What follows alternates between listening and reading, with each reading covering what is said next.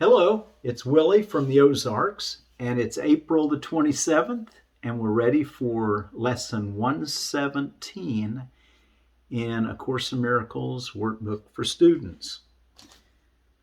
And 117 is a review lesson, and it's God's peace and joy, God being love is also happiness. God being love is also happiness. I seek but what belongs to me in truth. I seek but what belongs to me in truth. That's lesson 103, and 104 is what we're reviewing in lesson 117. Before we read it, let's take a moment and talk about yesterday's lesson. Lesson 116, God's will for me is perfect happiness. And I share God's will for happiness for me.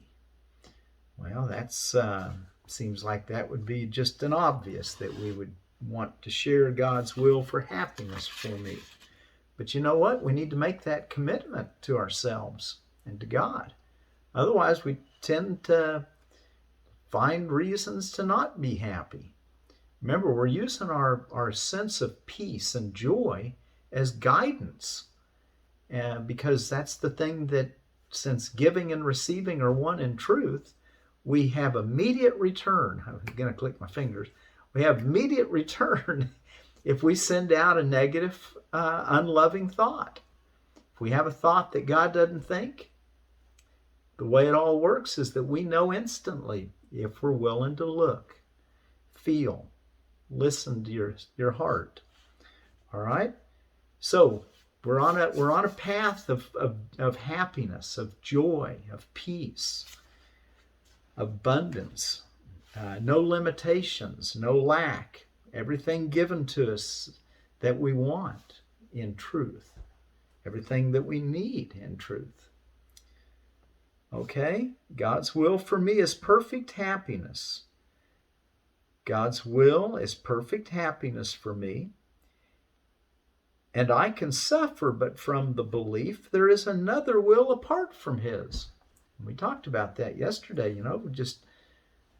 We only suffer when we believe in our mind, we believe that there's another will apart from God's. And there's no need for that. We can step back and let Him lead the way. Matter of fact, that'll be one of our upcoming lessons.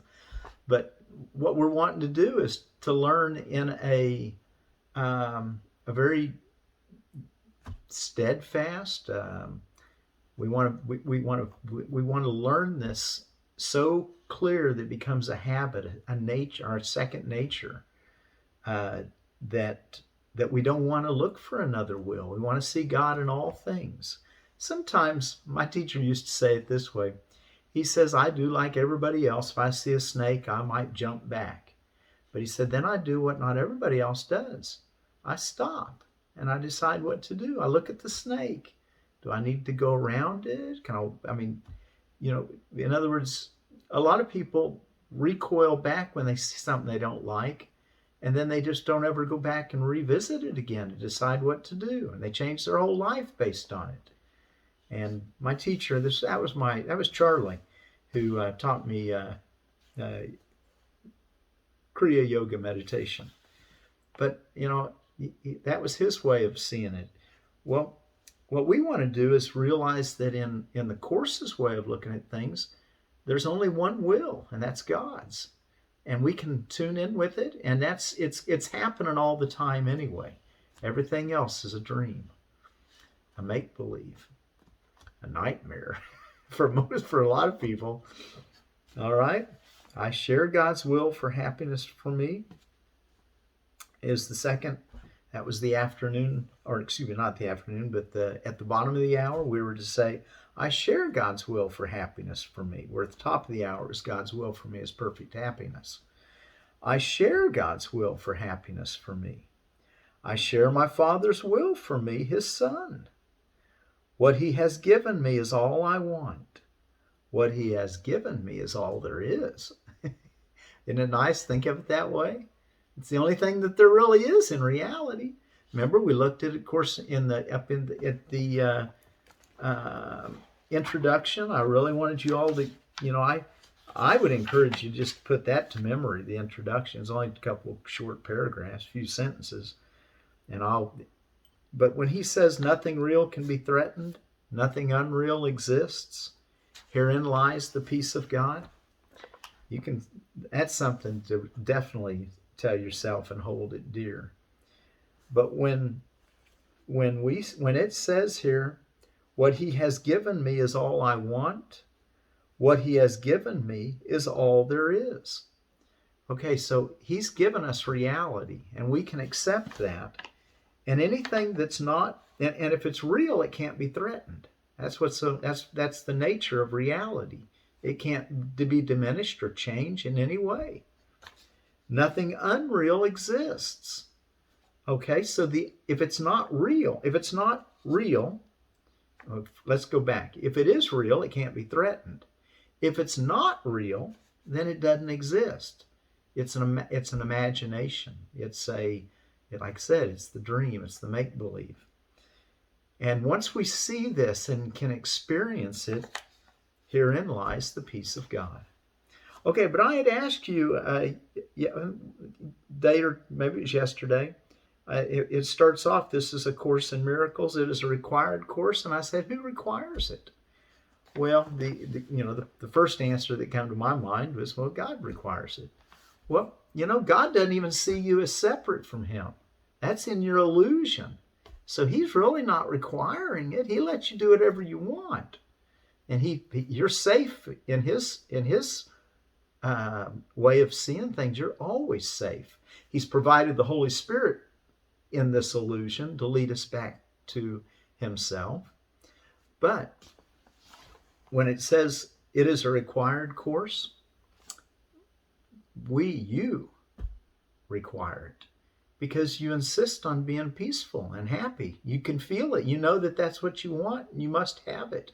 So he's given us this method. This is not the Course in Miracles. It is a Course in Miracles. There's lots of ways to God. This is just one of many.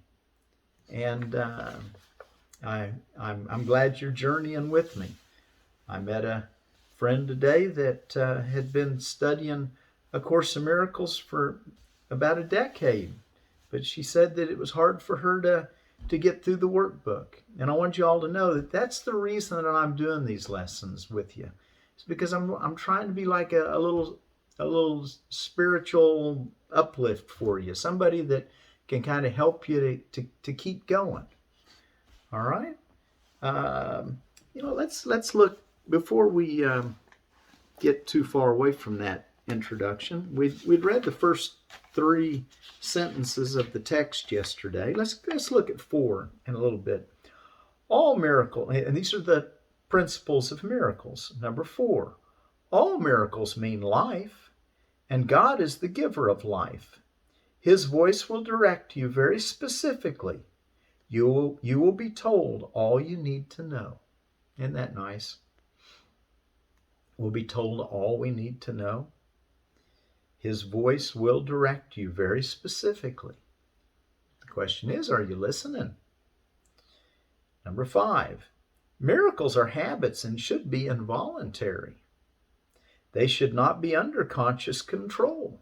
Consciously selected miracles can be misguided. Wow. We want a miracle, and if the ego gets its way, well, then we might actually be able to get a miracle because we're starting to learn the principles. And we get a lot of wisdom and a lot of power with these principles. But that doesn't mean we need to take them under our own control. We want to make sure that we still stay following our inner guidance. And he says they shouldn't be under, what's he say?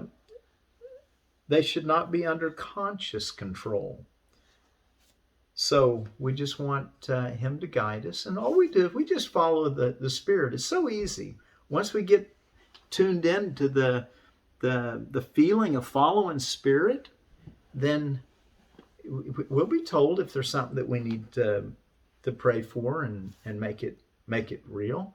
Other than that, just know that you're always being guided. Number 6, miracles are natural. When they do not occur, something has gone wrong. Miracles are everyone's right, but purification is necessary first. Okay. Miracles are a form of healing. They supply a lack, and they are performed by those who temporarily have more for those who temporarily have less. And that we get, if we're strong, then we're able to give someone the strength that they need from our strength. And then they temporarily are weak and they get to receive our strength. But we just send out the love is all we have to do.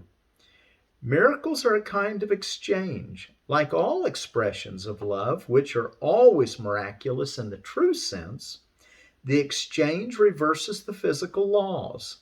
They bring more love both to the giver and to the receiver.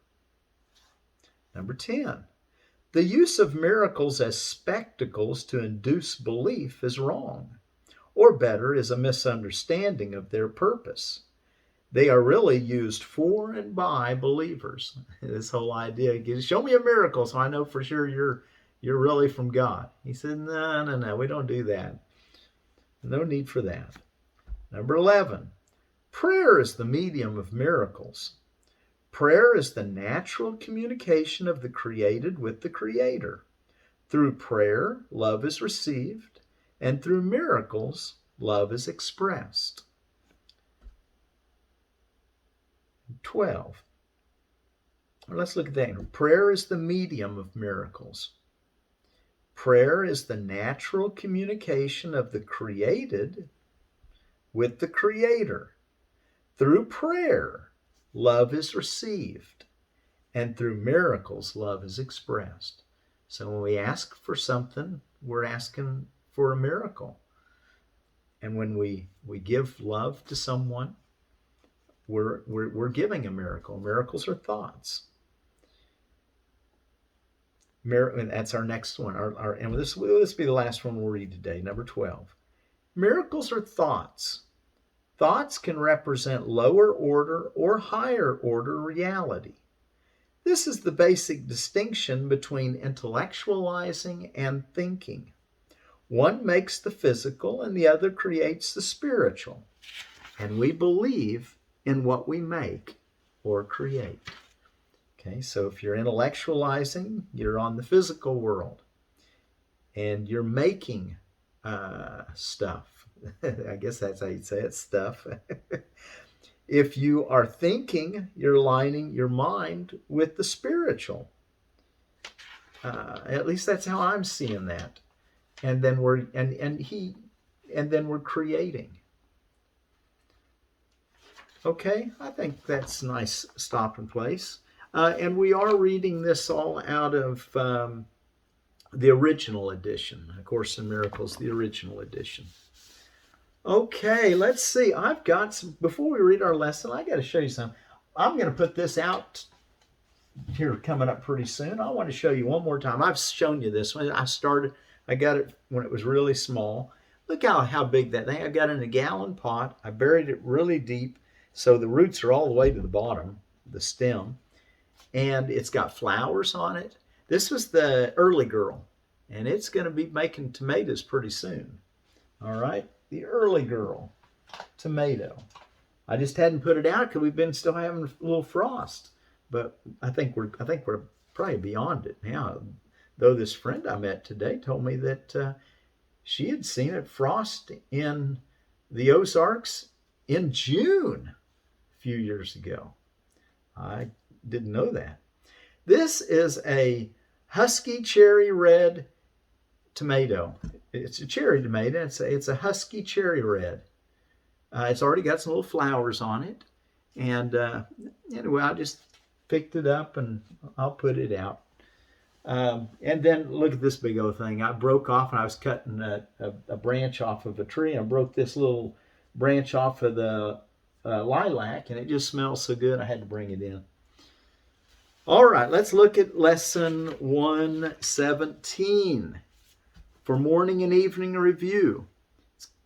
God being love is also happiness. God being love is also happiness. That's lesson 103. Let me remember love is happiness. Let me remember love is happiness. And nothing else brings joy. And so I choose to entertain no substitutes for love. Let me remember love is happiness. And nothing else brings joy. Now, see, right there, he's using the word happiness and joy as meaning the same thing. So don't get too wrapped up in this idea that happiness is different than joy. In the Course, he uses them interchangeably, it appears to me like. So let me remember love is happiness and nothing else brings joy. And so I choose to entertain no substitute for love. We want to love everybody. Love ourselves, love God, love everyone. That's what Jesus told us 2,000 years ago. The great commandment is love your neighbor as yourself and love God with all your heart. All right? That's what's going to bring us all joy, give us peace, make us happy.